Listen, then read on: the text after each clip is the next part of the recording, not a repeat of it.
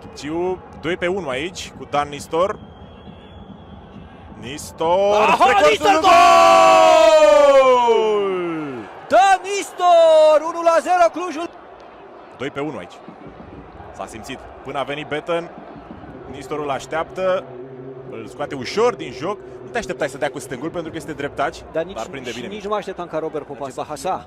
Bahasa dă din prima. Aha! Între adversara Chițu, un offside. Gol! Hai să vedem dacă îl primește. Și îl primește de această dată. Craiova egalează în minutul 5. Acum să vedem și noi totuși reluarea, să nu fie totuși offside. Hai să vedem. Bahasa, șut superb nou pentru că este Vătăjelul care anulează poziția. Gol perfect regulamentar marcat de Chițu, al 6-lea Bahasa cu Bauza. Pleacă Bahasa în profunzime, foarte bună pasă lui Bauza! Scoate Gorcea, Aurelian Chițu, gol! Craiova! Minutul 60, Oltenii răsturnară rezultatul. La gol pe care Chițul îl dă lui Cluj din februarie încoace, s-ar putea să fie un record pentru fotbalul nostru. Nistor, față în față cu Popa, Nistor, gol! Cluj!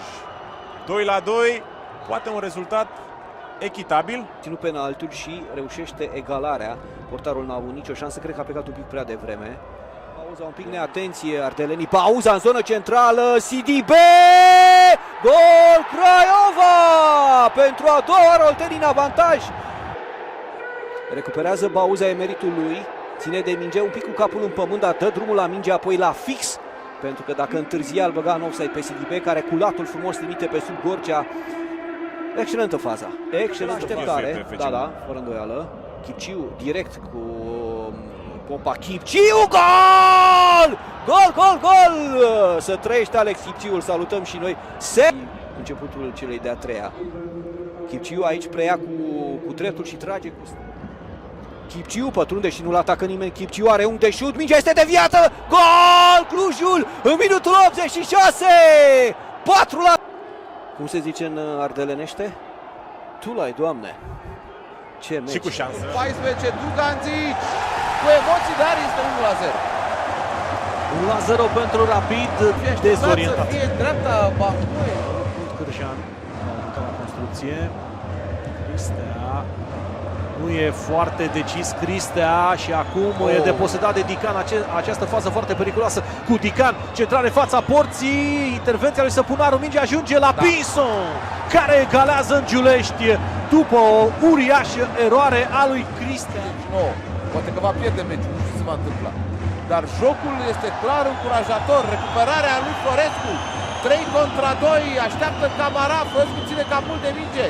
Florescu are să șuteze, deviat, 2-1 pentru Botoșani, incredibil, am văzut că a jucat prost.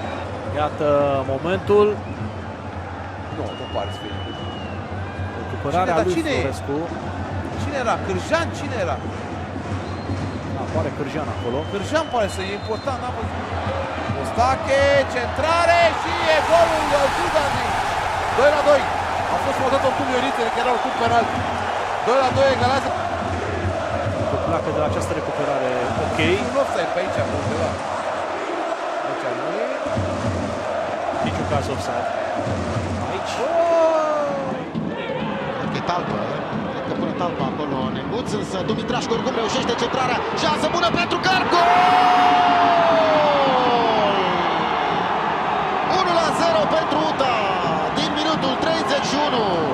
Este un șut deviat.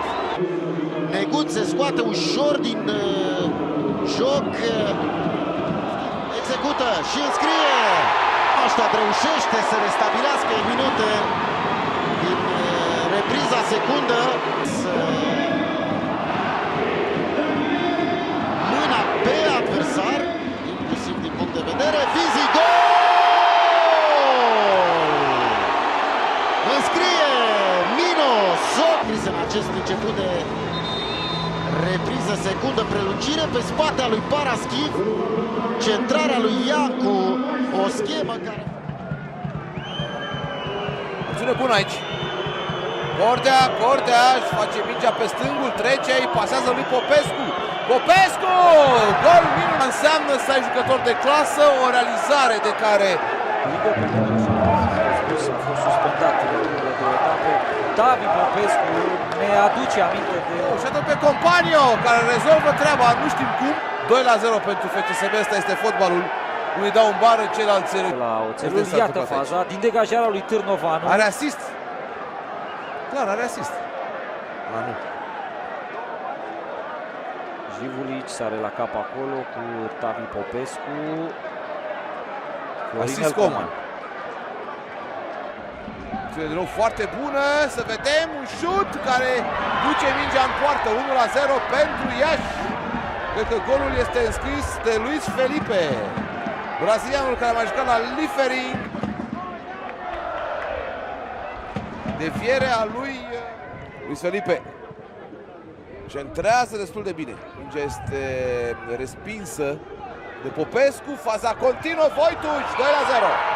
2-0 pentru ieșeni, înscrie ea cu Voituș, dacă este valabil golul. Da, nici vorbă de offside. 2-0, gol valabil. Sperăm că acest sacrificiu...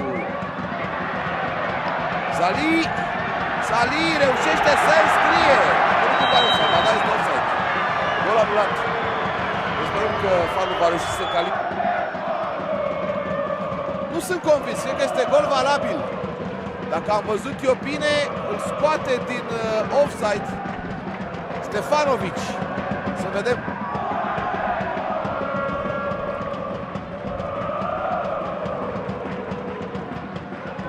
S-ar putea să fie...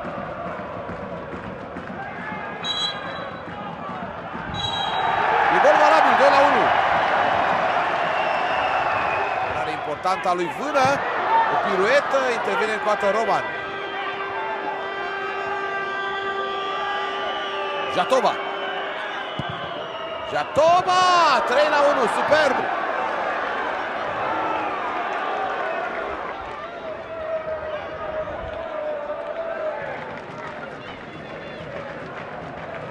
Foarte slab Popescu. Executată repede, mingea ajunge din nou la Mitriță. În concentrare periculoasă, gol! Minutul 10. Este offside, dar nu cred. Să vedem, nici vorbă. Nici vorbă. Centrare la bara a doua, e bun! Gol!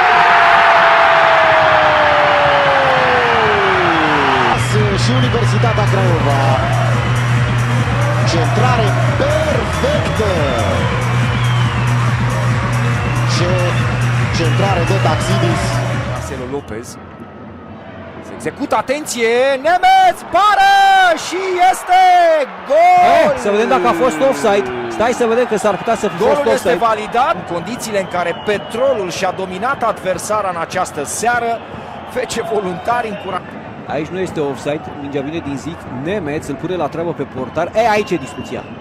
Nu, e gol valabil, cred. E gol valabil. Pentru că Hanca anulează. Hanca.